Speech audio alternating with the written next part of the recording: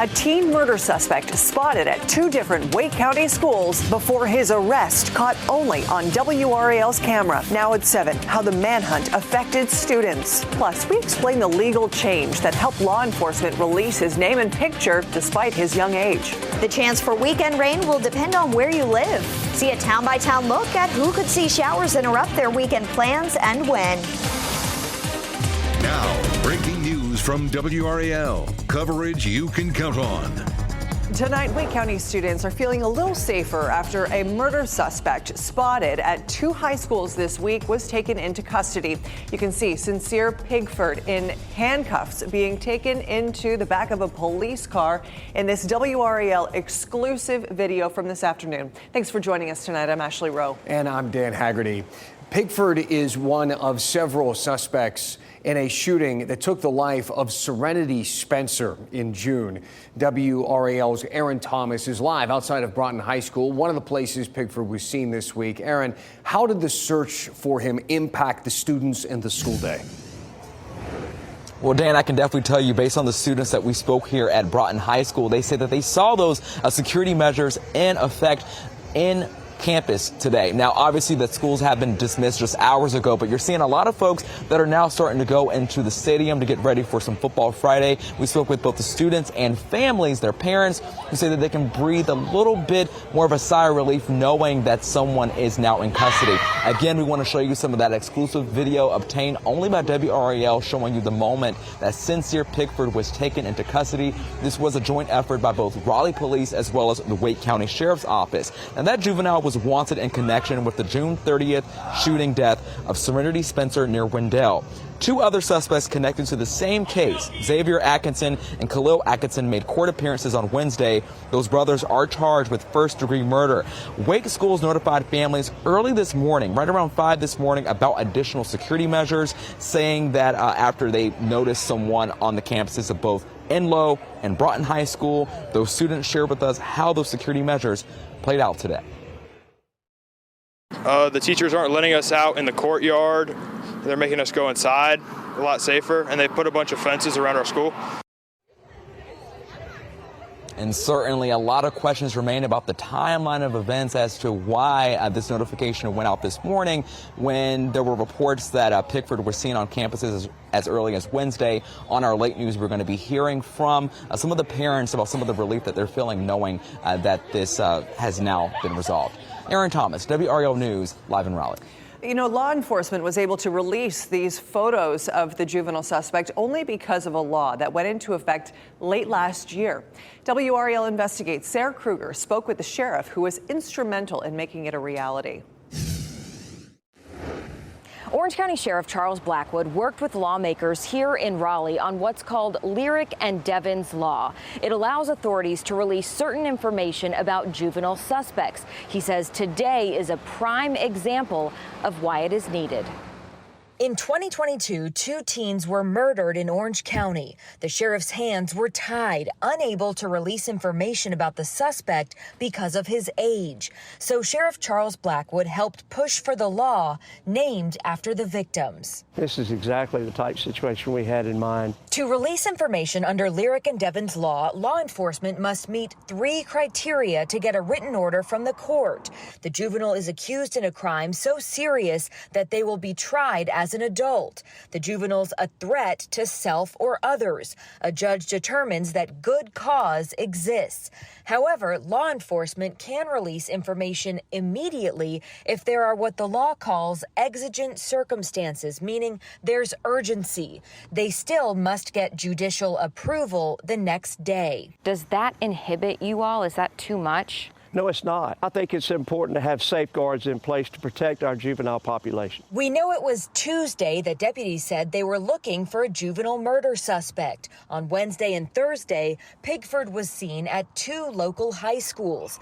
The teen was publicly identified around 11:30 last night, and Wake Schools sent out its warning around 5 this morning. WRAL Investigates asked the Wake County Sheriff's Office to clarify what they knew and when. We're waiting on a response. Sarah Kruger, WRAL News, Raleigh. Our last few days have had some really beautiful weather. We could be in for a little bit of a change up tomorrow, but the rain won't ruin your weekend plans. We'll say that. Meteorologist Kat Campbell joining us in the WRAL Severe Weather Center with how things are timing out for tomorrow, Kat. And, you know, it's mainly during the first half of the day when we could see the rain. So if you have plans tomorrow night, I think you'll be in better shape as opposed to morning plans. 81 for the high tomorrow, about a 40% chance of rain. That depends on where you live, though. 76 degrees for the high Sunday. Shower chances most likely 6 a.m. to 2 p.m. And it's the eastern half of our viewing area with the best chance for rain tomorrow. Sunday, it is just absolutely gorgeous. It's going to be less humid. It'll be a beautiful day out there. We just got to get through tomorrow's rain chances. It's only a 20% chance in Roxborough, South Hill, Durham. That chance 40% in Raleigh, 70% in Goldsboro and Clinton. This is all stemming from a coastal low to our east. I'll track it hour by hour and town by town coming up. Okay, Kat. Well, here are 5 things you should know right now about big stories that we have been following today. One person is dead after a shooting in Goldsboro. Another person is in custody. This is View from Sky 5 this morning on Hughes Street, where officers took a man into custody. They have not identified the suspect. Goldsboro police say a 22-year-old man died from that shooting. Durham police say they have identified the remains of a teenager who died last October. This is video of the area on East End Avenue where a body was found by a tree service worker last year. Investigators were not able to identify the victim at the time and asked for public assistance. They now have said the victim was a 17-year-old boy. Apex is reaching out to residents who say they've had issues with high utility bills. One person told WRAL their bill was $1,000. A council member says the most recent bill that went out was for a 2-month period. So any payments made during the 2-month period should be subtracted off of that 2-month total. If you think things aren't adding up for you, call the town's billing and collections department. Republican leaders in the North Carolina House and Senate have a deal to fully fund private school vouchers and other priorities and plan to vote on Wednesday. This agreement includes a bill that requires local sheriffs to cooperate with Immigrations and Customs Enforcement.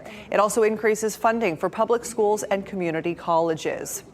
Mail-in voting in North Carolina will not start on time. This has to do with a lawsuit from former presidential candidate Robert F. Kennedy Jr. Mail-in ballots were supposed to start going out today, but the State Court of Appeals issued a last-minute stop. The Board of Elections is now appealing today's court order. Former President Donald Trump was in Charlotte this evening speaking at a private event hosted by the Fraternal Order of Police.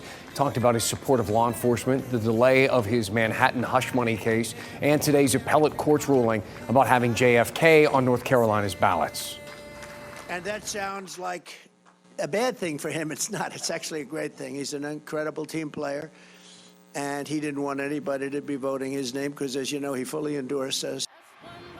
Meantime, the Harris campaign announced that they raised $361 million in August. They say it's the best grassroots fundraising month in presidential history. The race for governor is heating up this week with Democrat Josh Stein accusing Republican Mark Robinson of not caring about teacher pay. Paul Spey fact-checked one of Stein's press releases for PolitiFact. Did Lieutenant Governor Mark Robinson skip a vote on teacher bonuses? Well, that's what Attorney General Josh Stein's campaign claimed in a press release on Thursday. You can see it says Robinson skips Board of Education vote on teacher bonuses to hold campaign event. Now, is this right? Not exactly. There's a lot of context missing here. Robinson did have a campaign event scheduled at the same time as the Board of Education meeting, which started Thursday at 9. So he wasn't at the meeting in Raleigh, but he did call in and participate remotely. And the board was not voting on whether teachers would get bonuses. The board was just scheduled to review a study on bonuses that had been given out in previous years. You can see the agenda item here. It says BSOP 6 way down there, or BizOp 6. We watched a video of this meeting, and in the next clip, you'll hear the board call the vote on that study and the BizOp items, and you'll hear Robinson vote yes. Now request a motion to approve the following: HRS 2, ES&P 1, BizOp 1 through 9. Lieutenant Governor Robinson? Yeah. Clearly, Robinson didn't skip that vote on teacher pay, and that's why the Truth and Meter rates that Stein press release mostly false. Read the full fact check at WRAL.com. So when we do the in-depth segments here, we try to push for some answers on different subjects, and it seems like that is rubbing off on some of you. Here, House Senator Tom Tillis responded to a viewer asking what he was going to do about the Chilean crime rings impacting us. Plus, we're going to go into the mailbag and head.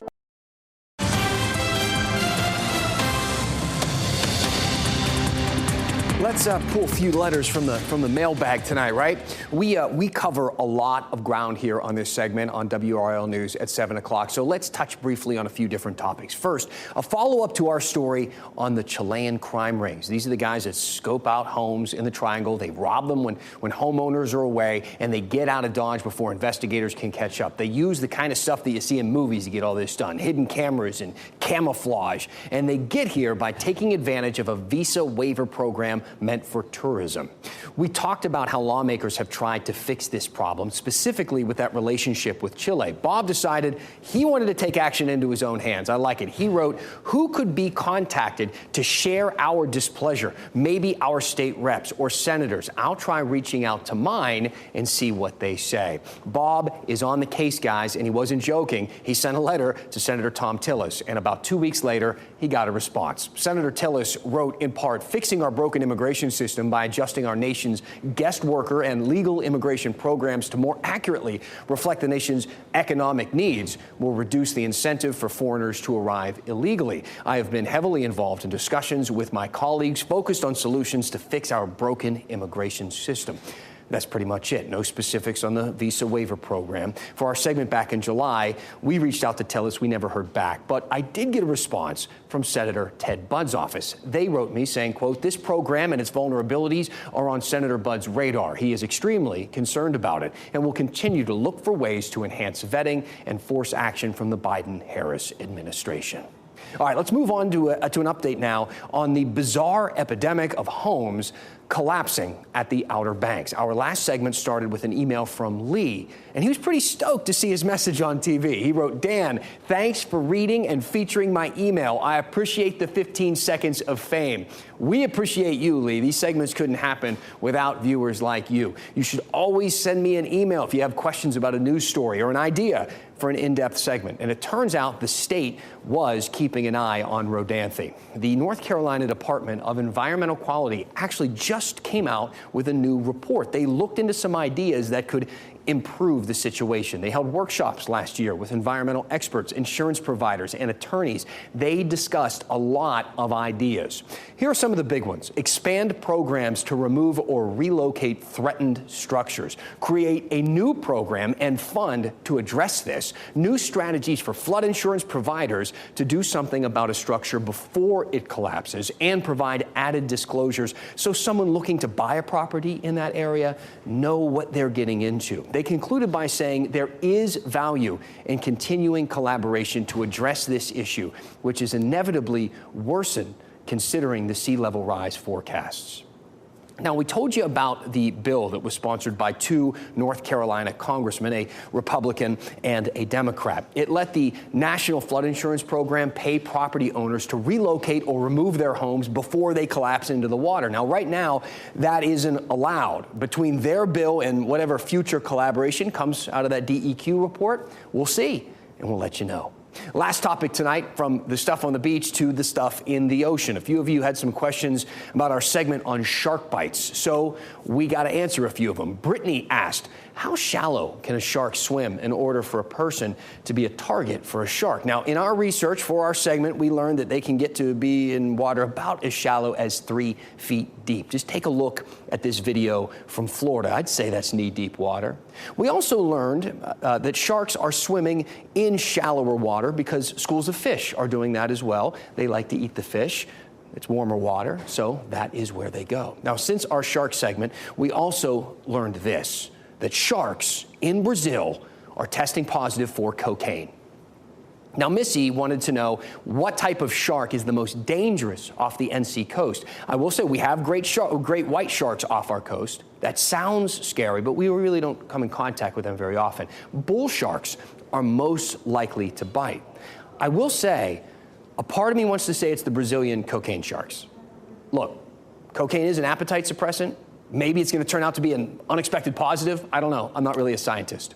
I really enjoy these emails. I like reading them. I like responding to them. We like researching some of your ideas and making them into segments. So please send me an email, dan@WRAL.com. This is your segment. It's about what you want to see on the local news. So please, let's talk about it. Send me your thoughts and we'll go in depth.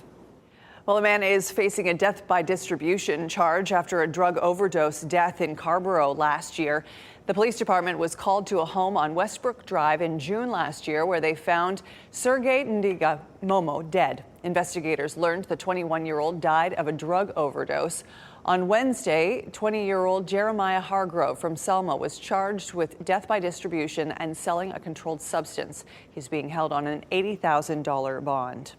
Let's get things over to meteorologist Kat Campbell as we have our Friday night. Lots of things going on tonight and then a little bit of rain tomorrow that we've got to deal with. Just a little rain tomorrow. It's not going to be heavy, so that's good news. We don't need much rain at this point. We are going to cloud up tonight, but it should stay dry for most of us. 10, 11 o'clock, we've got that 20% chance for rain, and temperatures hold off in the 70s. It looks like we've got a little rain in our southern counties right now. Most of that really not reaching the ground, but as we move throughout the night, we'll start to see the rain filling in from south to north, and that's what's going to bring the better chance for rain. It's the system that's going to track right along the coast as we head throughout the day tomorrow. So overnight, we see the rain move in. It should be pretty light. Your best chance of rain is probably going to be first thing tomorrow morning.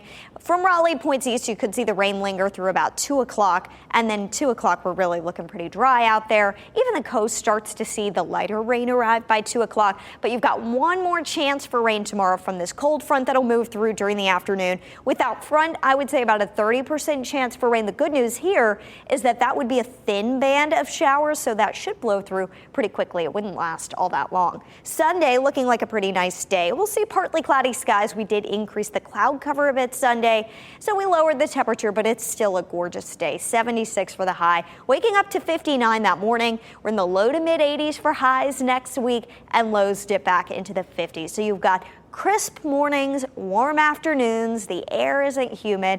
We've just got a beautiful stretch of weather that kicks off Sunday, and it's likely to last through the middle of next week. Town by town on Sunday, we're at 78 in Fayetteville, 75 in Rocky Mount, 60s for parts of the northern mountains. And if you're going to be at the beach Sunday, the good news is after seeing heavier rain at the coast tomorrow, Sunday looks pretty nice, but there will still be some clouds out there that linger, highs in the 70s. A live look tonight at Hopscotch in downtown Raleigh. A beautiful view here from the Sheraton. You can see everybody gathered there. It's a nice night for it. And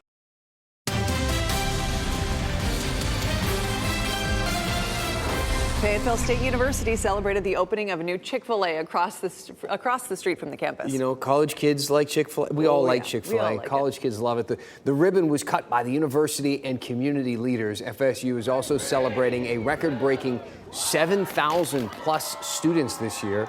This is the third year in a row the enrollment has increased. The chancellor there, Daryl Allison, says there are a number of reasons students are choosing FSU. We're going to make it the most affordable for you with 30, 60, 90 free summer school. We also want to try to get it done in 4 years or less. We're being very intentional. We're directing the resources to get it done. Again, where the question is higher education worth it? At FSU, exclamation point, it is. Sounds pretty good. And oh yeah, they have a Chick-fil-A now. It officially opens on Monday morning. NC Central is partnering with the Innovation Project for a new scholarship program. The Innovation Project is providing more than $1.5 million in scholarships for aspiring school principals. The Recruitment, Retention, and Promotion of Effective Educators Scholarship Program will fully cover tuition for NC Central's Master of School Administration program. It'll also provide salary support for scholars during their first year as full-time principal interns. What a night for some outdoor music. The Hopscotch Music Festival is underway right now in downtown Raleigh. That's a nice live image. MJ Letterman and the Wind are getting ready to take the stage there at City Plaza at 7:30. There are shows happening all around downtown Raleigh scheduled for this whole evening. A portion of Fayetteville Street is closed for the festival tonight. Martin Street, parking adjacent to Moore Square, is reserved for the festival as well. If your car is parked in those spaces during the festival, organizers say they will be towed. So that's a warning. Don't do it. Get it out of there. Raleigh's Boylan Bridge got a new makeover. Take a look at the pops of color here. This is so cool. I love it. The landmark now features native Venus flytraps and our state flower, the dogwood, among other nods to what makes North Carolina special. Local community groups teamed up with muralist Jay Masulo on the artwork. Really great colors, right? Oh, yeah. It really pops there. Venus flytraps, did you know they were hanging out around here? I did not. I know. Scary for flies. Never thought of that. Thanks for joining us here, making WRAL your choice for local news. Our next newscast is at 10 on Fox 50 and 11 on WRAL as we leave you here tonight with a beautiful sunset evening at Lake Gaston. Keep watching WRAL News over the air Channel 34 and Spectrum Channel 1257. Probably don't even know about this. This old school right here. Oh, you want old school? I see what you're doing. Oh, you don't see nothing. You don't want this heat. No, man, that ain't heat. I'm gonna hit you with this right here. Get nasty on it. Touchdown! I didn't know that was gonna break. Get out. Respect. With DraftKings, new customers bet $5 to get $250 instantly in bonus bets and a month of NFL Plus Premium. The crown is yours. Weather's something that affects us every single day, no matter what kind of weather it is. Elizabeth Gardner, I've been forecasting the weather for 30 years. It's just fun. It's exciting to know how the world works, especially the world of weather. Everybody's busy and weather can slow you down. The commute in the morning, for example, if we have rain, boy, it can really slow things down on the roads. And so we're here for you every day to let you know how to plan around even everyday weather.